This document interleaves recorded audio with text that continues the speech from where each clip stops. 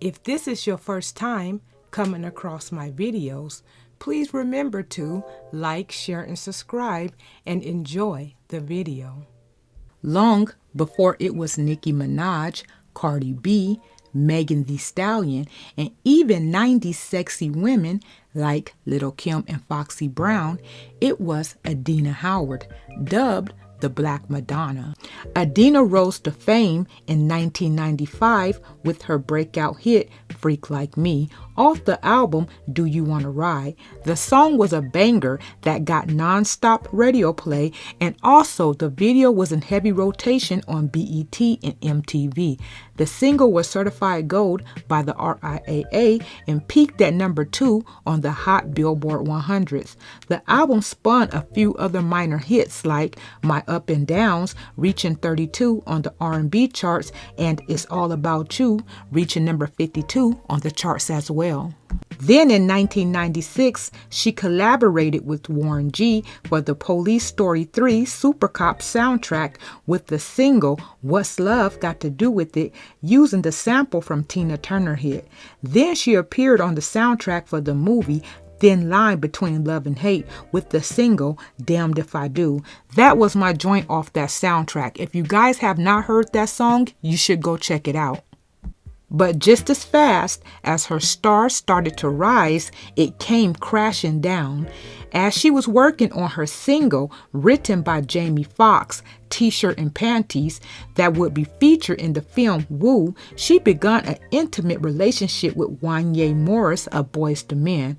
But it was one small problem. He was in a relationship with the singer Brandy. This caused a messy, scandalous love triangle.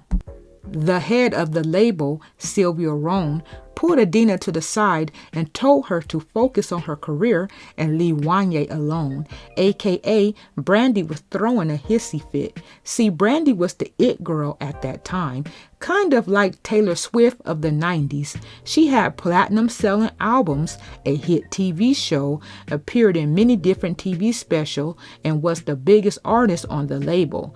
Brandy and Adina was on the same label, so it made it easy for Brandy to cry to the higher ups. Adina had a hit, but she wasn't no Brandy. Brandy was making the label millions. I don't think Sylvia was telling her this to side with Brandy. I think she was basically saying in so many words, look, Brandy is one of America's sweethearts. If the public was to find this out about y'all love triangle, they'll just side with her. So just focus on you. But Adina was like, bump that. Nobody's going to dictate my life. She wanted Wanya, and Wanya wanted a freak like Adina. But he continued a relationship with the both of them, stringing them along. So Wendy Williams' messy self heard about their love triangle. This was back in the day when Wendy had her radio show.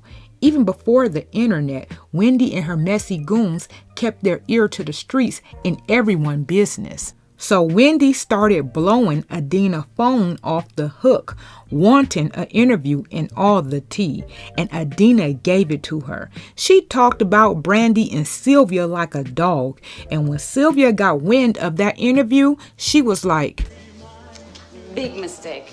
Big. Huge. oh, she was pissed. Sylvia was like, okay, I got you. She shelved Adina's second album, Welcome to Fantasy Island. Everyone knows Sylvia is a heavyweight in the music industry, and you don't cross her. She don't care how well you can sing. She'll have you blackballed, and you'll be frying fish in the parking lot at the BET Awards with Keisha Cole. Adina continued performing, and her second album was eventually released in 1997.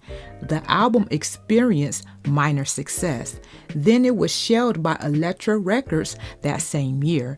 It's not that the album wasn't good, the label just didn't promote it. Sylvia and Adina had a meeting about her career, but Adina wasn't trying to hear that. So Sylvia dropped her from the label. I know Adina is now punching the air. Wanya, Brandy, and talking bad about the boss to Wendy Williams wasn't worth her losing her career over.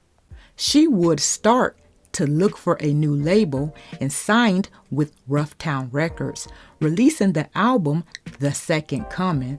The album had lack of promotion, only peaking at 68 on the charts. A video was made for the first single, titled Nasty Grind. The video featured her topless while singing, and child, the only time that video got played was at 2 o'clock in the morning on BET Uncut. The album sold poorly and only managed to gather 40,000 copies on store shelves. Then on top of that, the label sued her for unknown reasons. Then she released her fourth album, Private Show. It was delayed many times by Aristo Records, almost to the point of being shelved. This poor lady couldn't catch a break. The album only sold 4,000 copies. She parted ways with the label shortly after the album was released. The album then was canceled. Adina would later meet a friend of her sister's named Sherman Jordan that became her best friend. Then they would eventually start an intimate relationship. She continued to do live gigs and then married her longtime friend. In 2012, she settled into domestic life. She became a chef in Phoenix, Arizona. In 2017, she released her first album in 10 years, titled Resurrection. And as of today, she's still doing what she loved, singing and performing. Haven't much changed about her. She's still sexy with her hourglass shape and could sing just as well as she did almost 30 years ago. She may be a one-hit album wonder, but she was fierce and opened the doors for female artists, both R&B and rap, to be open about their sexuality and be comfortable showing their curves in their songs and music videos. Adina will forever be a part of pop culture. As always, thanks for watching my videos, and remember to like, share, and subscribe for more content like this.